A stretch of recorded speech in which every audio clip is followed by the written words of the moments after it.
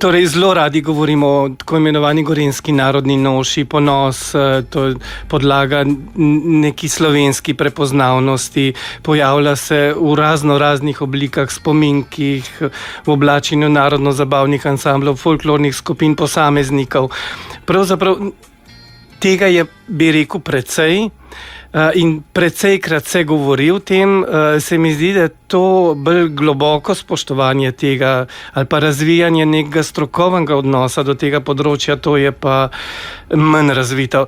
Zato, ker mogoče ni potrebno, ker ni take nuje, ne, saj Slovenci smo, Gorenjci smo, a je zdaj to kaj potreben, kaj posebne pozornosti, a ni, saj je stvar vsem jasna in vsi vse poznajo.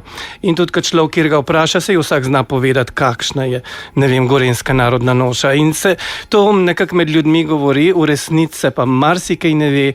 Še tisti, ki se poglobljeno s tem ukvarjamo, imamo marsikakšna vprašanja, kako, zakaj, od kje, kako ne bi bilo v sodobnosti, pa težko odgovorimo na nje. Ampak vendarle, se mi zdi, stroka, etnologi se trudimo najti odgovore in se trudimo na nek način usmerjati stvari, pomagati tudi ljudem, ki jih to zanima. Zdaj, ljudje so pa do tega bolj dojemljivi ali pa manj.